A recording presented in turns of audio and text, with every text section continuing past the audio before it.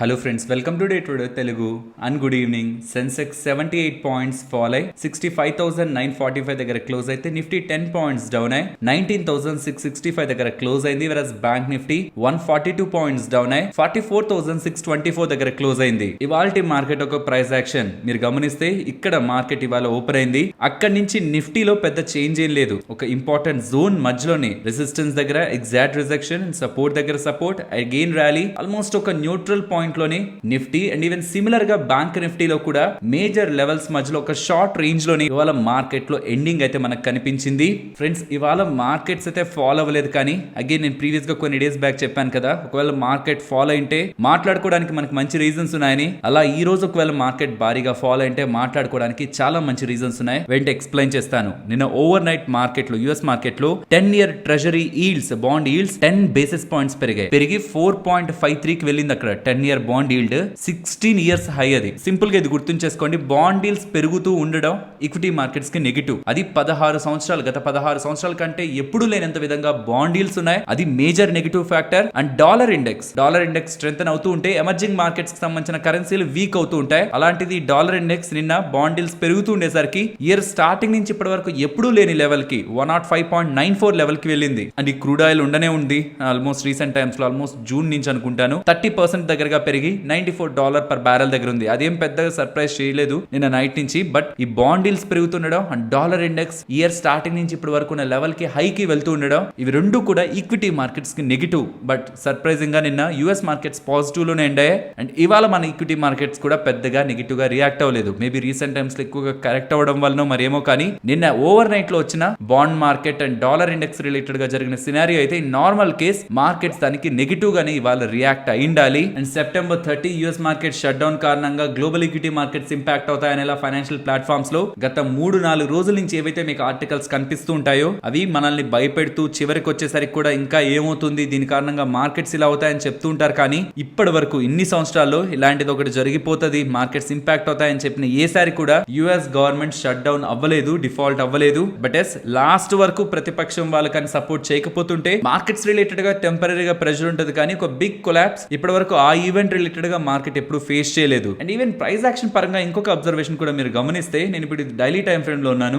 Market peak touch అయిన తర్వాత నుంచి వస్తున్న ప్రతి డైలీ క్యాండిల్ కూడా మనకి న్యూ లోని ఫామ్ చేస్తూనే ఉంది. స్ట్రైట్ ఫ్రమ్ సెప్టెంబర్ 18th తీసుకోండి, 20,116 లో, తర్వాత 19,879, తర్వాత 19,710, తర్వాత 19,658, తర్వాత 19,602. ఈ 602 ఎందుకు, ఈ 600 జోన్ దగ్గర ఉన్న ఇంపార్టెన్స్ ఏంటనేది మనం ప్రీవియస్ గా మాట్లాడుకున్నాం. బట్ ఎగ్జాక్ట్లీ 600 దగ్గరకు వచ్చి ఇంకా కొత్త లో అయితే మార్కెట్ ఇంకా ఫామ్ చేయలేదు. ఇక్కడ మనకి 2 పాసిబిలిటీస్ ఉన్నాయి. అగైన్ ఈ లోని కూడా మార్కెట్ బ్రేక్ చేస్తూ నేను ఇంకా డౌన్ సైడ్ కే వెళ్తున్నాను, నేనేమి ఇక్కడ ఆగలేదు, ఆ రివర్స్ అవ్వాలనుకోవట్లేదని మనకు కన్ఫర్మేషన్ ఇవ్వడమా, ఆర్ ఒక రేంజ్ ని ఫామ్ చేయడమా. ఇక్కడ నుంచి అగైన్ 19,800, 850 జోన్స్ కి వెళ్తూ అగైన్ కరెక్ట్ అవుతుంది. ఇది ఒక జోన్ లా మార్కెట్ తీసుకోవడమా, 19,600 ఆర్ 19,550 టు 19,850, 300 పాయింట్ లో మార్కెట్ జోన్ ని ఫామ్ చేయడమా. ఈ రెండిట్లో ఈ లో బ్రేక్ అవడం బట్టి మనకి మార్కెట్ ఎటు డైరెక్షన్ తీసుకుంటుంది, రేంజ్ ఫామ్ చేస్తుందా, డైరెక్షనల్ గా డౌన్ సైడ్ కి వెళ్తుందా అన్నది ఒకటి మనకి క్లారిఫికేషన్ వస్తుంది. యాజ్ ఆఫ్ నౌ గా మార్కెట్ కొంత రెస్టింగ్ ఫేజ్ లో అయితే ఉంది.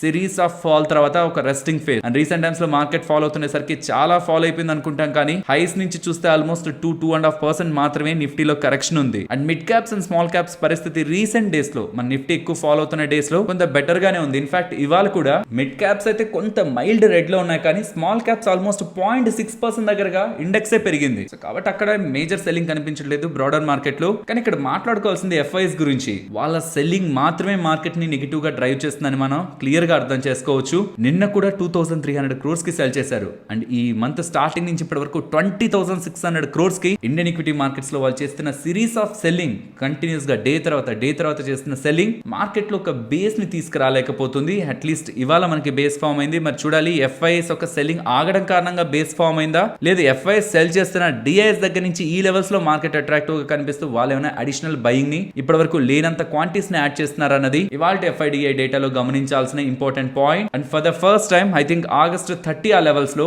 మీన్స్ ఈ జోన్ లో మార్కెట్ ఆల్మోస్ట్ 19,200 దగ్గర ఉంది కదా, ఆ పాయింట్ ఆఫ్ టైం లోనే మనకి ఎఫ్ఐఎస్ నెట్ షార్ట్ పొజిషన్ లో ఉన్నారు. మీన్స్ 50% కంటే తక్కువ పొజిషన్స్ లాంగ్ సైడ్ వాళ్ళు హోల్డ్ చేశారు. ఆల్మోస్ట్ 50 కంటే అబో షార్ట్స్ ఉన్నాయి వాళ్ళ దగ్గర.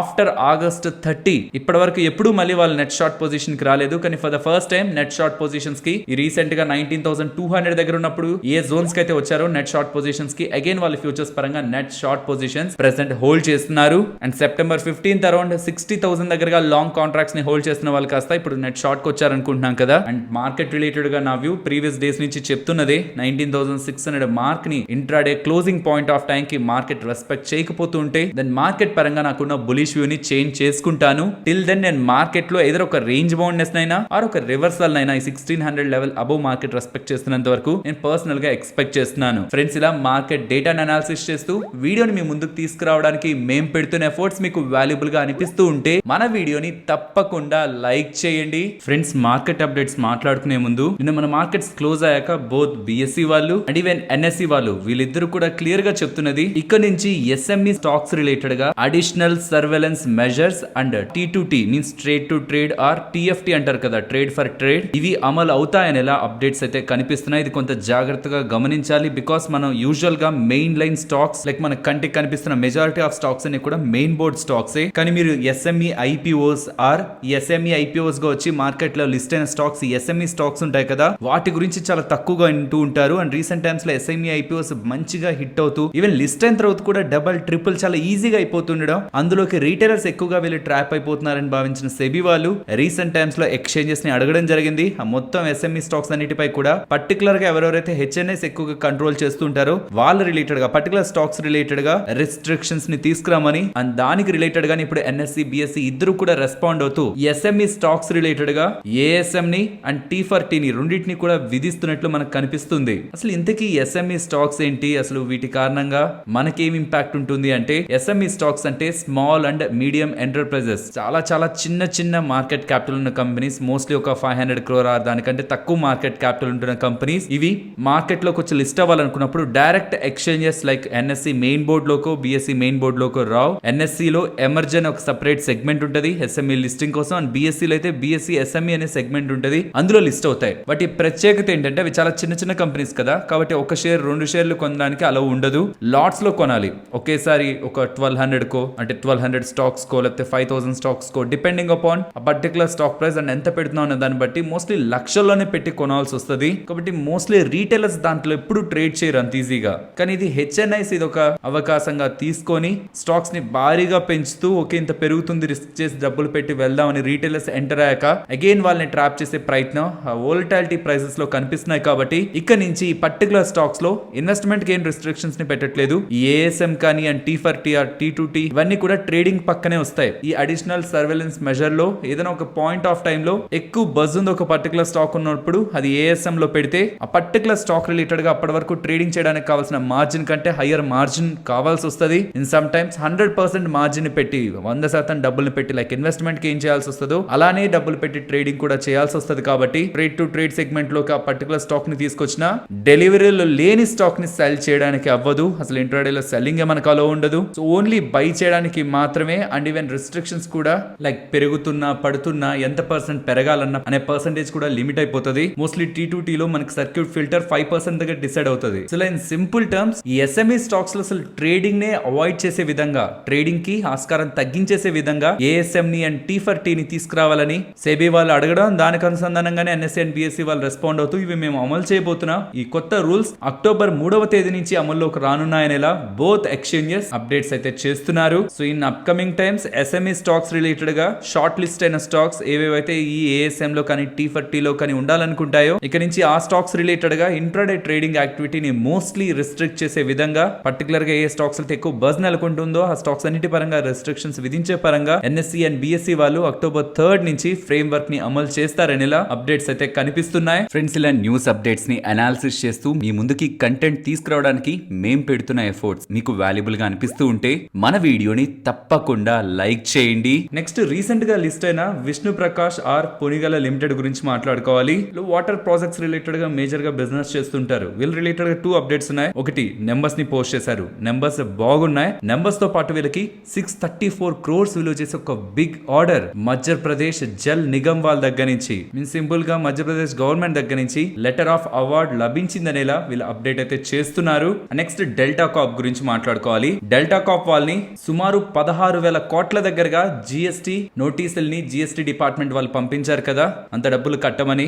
రియాలిటీ అసలు అది కట్టడం అంటూ జరగదు. బికాస్ ఎంటైర్ డెల్టా కాప్ ని అమ్మేస్తున్నా అది 4,000 కోట్ల కంటే తక్కువే ఉంటది కాబట్టి అంత పెద్ద మొత్తంలో అసలు జిఎస్టీ కట్టే అవకాశమే లేదు. అదొక shocking surprise delta corp related గా. ఆ అప్డేట్ వచ్చాక ఫేమస్ ఇన్వెస్టర్ అయిన ఆశిష్ కచోలియా గారు తనకి సంబంధించిన 15 లక్షల షేర్లని 144 రూపీస్ 65 యావరేజ్ ప్రైస్ లో సెల్ చేసినట్లు, మార్కెట్ లో సెల్ చేసినట్లు అప్డేట్స్ అయితే కనిపిస్తున్నాయి. అండ్ ఇదిలా ఉంటే జిఎస్టీ డిపార్ట్మెంట్ వాళ్ళు కేవలం డెల్టా కాప్ తో ఆగిపోతున్నట్లు కనిపించట్లేదు. ఈ మొత్తం online betting, gaming and horse racing related గా ఉంటున్న యాప్స్ అన్నిటి రిలేటెడ్ గా 28% జిఎస్టీ ఇక్కడి నుంచి కాదు, ప్రీవియస్ ఇయర్స్ నుంచి కూడా రిట్రోస్పెక్టివ్ లో వెనక్కి వెళ్తూ అక్కడి నుంచి కూడా క్యాలిక్యులేట్ చేస్తూ DGGI వాళ్ళు, directorate general of GST intelligence వాళ్ళు ఈ గేమింగ్ కంపెనీస్ ని అడుగుతున్నట్లు, జస్ట్ డ్రీమ్ 11 కాదు మల్టిపుల్ కంపెనీస్ కూడా ఈ నోటీసులు వెళ్ళాయని. అండ్ ఇవన్నీ గేమింగ్ కంపెనీస్ కి వెళ్ళిన జిఎస్టీ నోటీసులు ఎంతో తెలుసా? ట్యాక్స్ డిమాండ్ ఇంత కట్టాలి మీరని. మొత్తం ఇండస్ట్రీ పై 1,00,000 కోట్ల దగ్గరగా మాకు డబ్బులు రావాలని జిఎస్టీ వాళ్ళు అడుగుతున్నట్లు. అందులో ప్రధానంగా డ్రీమ్ 11 వాళ్ళ రిలేటెడ్ గా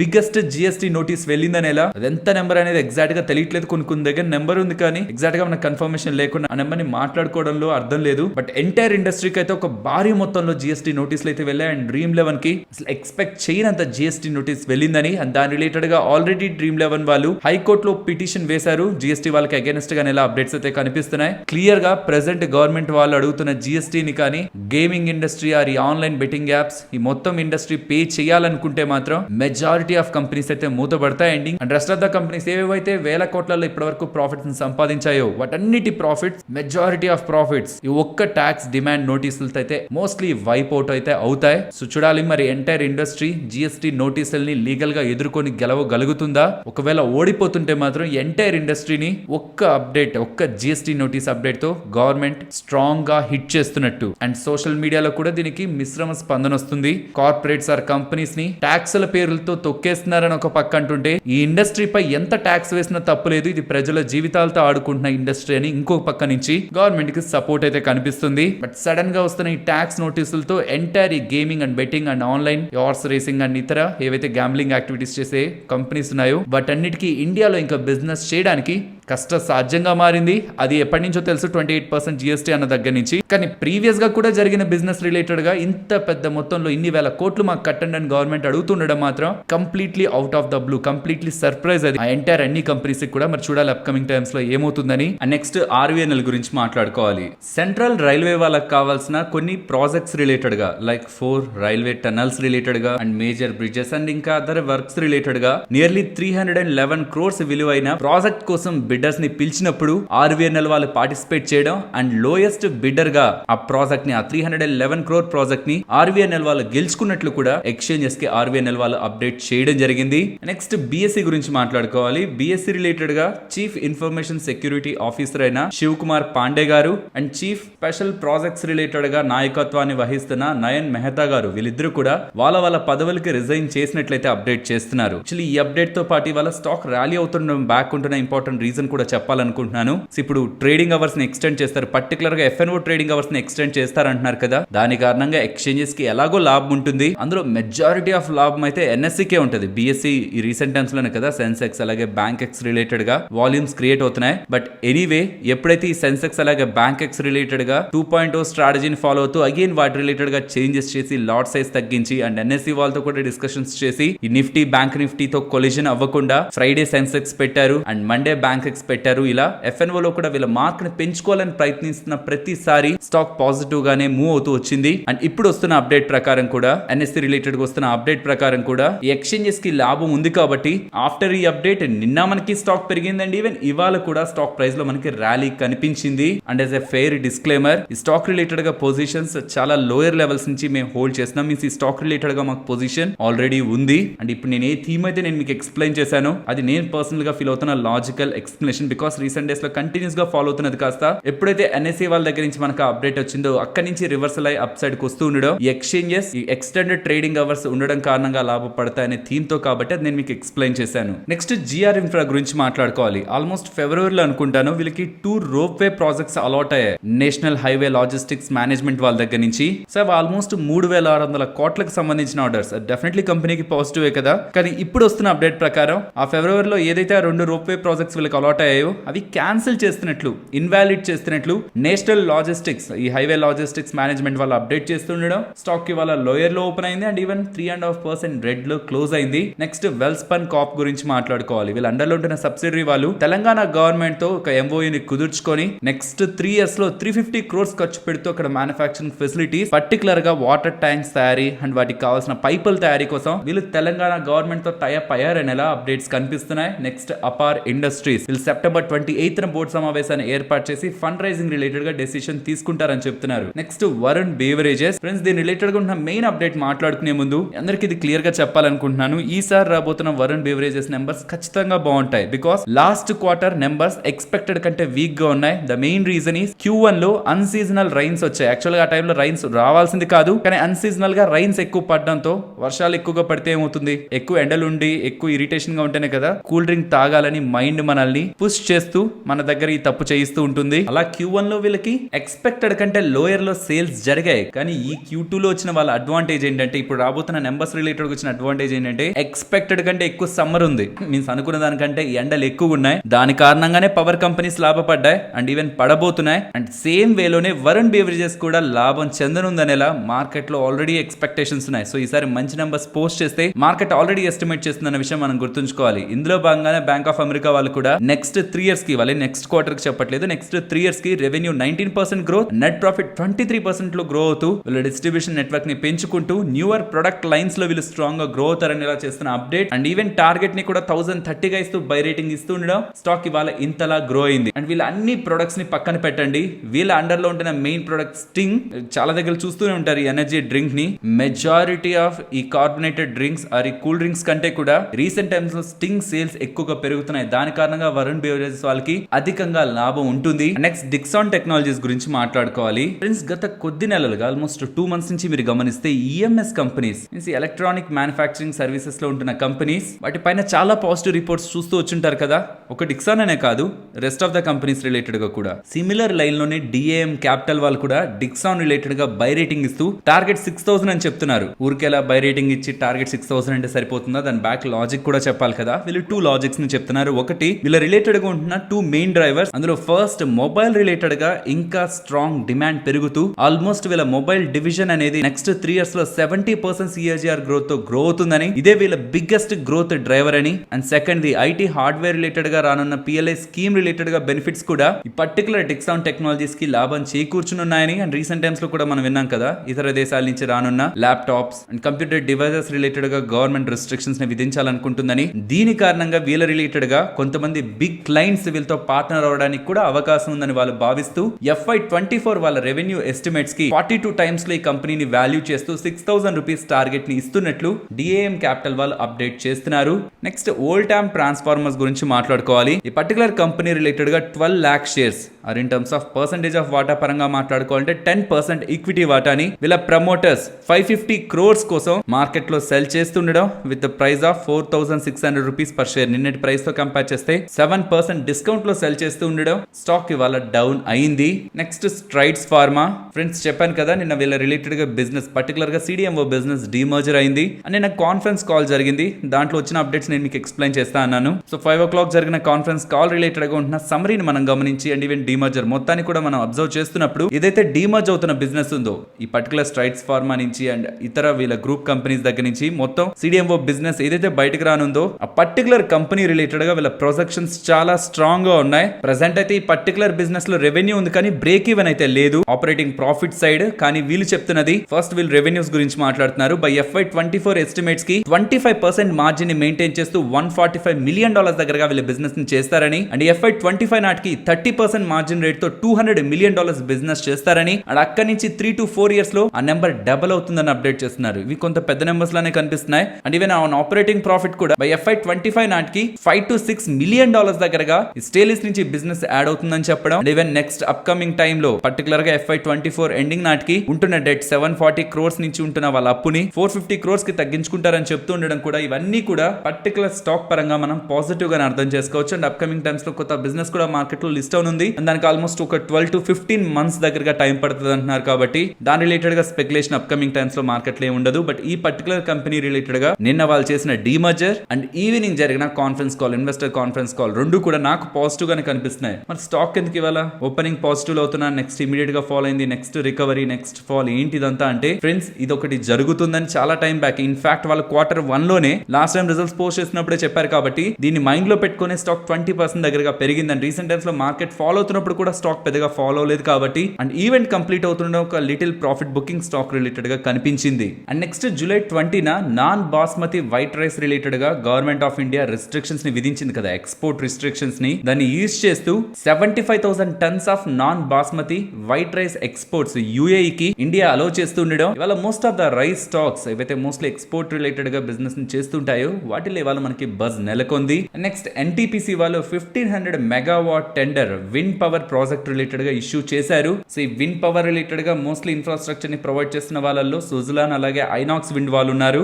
కాబట్టి ఆఫ్టర్ ఈ అప్డేట్స్ ఈ రెండు స్టాక్స్ ఐనాక్స్ విండ్ అలాగే సుజలాన్ స్టాక్ ఫ్రమ్ నెగిటివ్ నుంచి రెడ్ లో నుంచి పాజిటివ్ లో ఎండ్ అయ్యాయి. నెక్స్ట్ RPP ఇన్ఫ్రా వీళ్ళకి 482 crores విలువ చేసే ఆర్డర్స్ లభించాయని చెప్తున్నారు. కంపెనీ యొక్క మార్కెట్ క్యాపిటల్ 270 crores ఇవాళ పెరిగిన తర్వాత అలాంటి కంపెనీకి 480 crores దగ్గరగా ఆర్డర్స్ లభించాయని చెప్తూ ఉండడం. From Tamil Nadu and Karnataka stock ఇవాళ అప్పర్ సర్క్యూట్ లో క్లోజ్ అయింది. ఫైనలీ పూనావాలా ఫిన్కాప్ వీళ్ళు ఇండస్ఇండ్ బ్యాంక్ వాళ్ళతో టైఅప్ అయి కో బ్రాండెడ్ క్రెడిట్ కార్డ్స్ ని ఇష్యూ చేయడానికి RBI వాళ్ళు అనుమతి ఇస్తున్నట్లు అప్డేట్స్ అయితే కనిపిస్తున్నాయి. అండ్ ఇది నెక్స్ట్ 3 months లో వీళ్ళు లాంచ్ చేస్తారని కూడా అప్డేట్ చేస్తున్నారు. సో కో బ్రాండెడ్ అంటే వీళ్ళకి డైరెక్ట్ గా క్రెడిట్ కార్డ్స్ ని ఇష్యూ చేసే అవైలబిలిటీ ఉండదు కాబట్టి వీళ్ళు బ్యాంక్ తో టైఅప్ అయి బ్యాంక్ అలాగే NBFC వీళ్ళిద్దరు కలిసి క్రెడిట్ కార్డ్ బిజినెస్ లోకి ఎంటర్ అవుతున్నట్లు. నెక్స్ట్ నిఫ్టీ అలాగే bank Nifty support and resistance. Nifty అయితే ఈ జోన్ ఇవాళ మనకి మంచిగానే వర్క్ అయింది కాబట్టి ఈ జోన్ నే గమనించండి. ఇమీడియట్ గా 19,640 సపోర్ట్, అది బ్రేక్ అయితే 19,570 అండ్ అప్ సైడ్ 19,690 టు 19,700 ఈ 10 పాయింట్ రేంజ్ ని గమనించండి. ఇవాళ మీరు అబ్జర్వ్ చేస్తే ఎగ్జాక్ట్లీ ఆ 10 పాయింట్ రేంజ్ లో మల్టిపుల్ టైమ్స్ మనకి నిఫ్టీలో రిజెక్షన్ ఉంది. ఇఫ్ ఇన్ కేస్ ఈ 10 పాయింట్ జోన్ బ్రేక్అవుట్ అయితే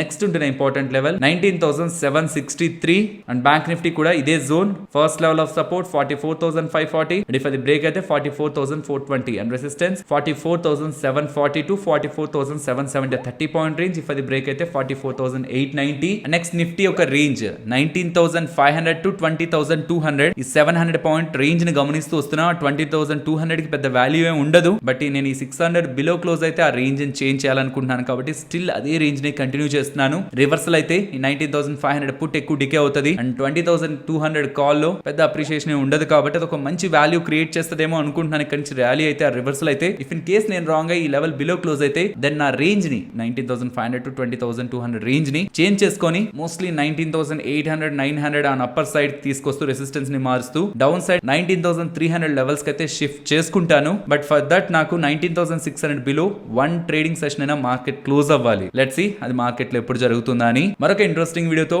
మళ్ళీ మీ ముందుకు వస్తాను. అంతవరకు టేక్ కేర్, జై హింద్.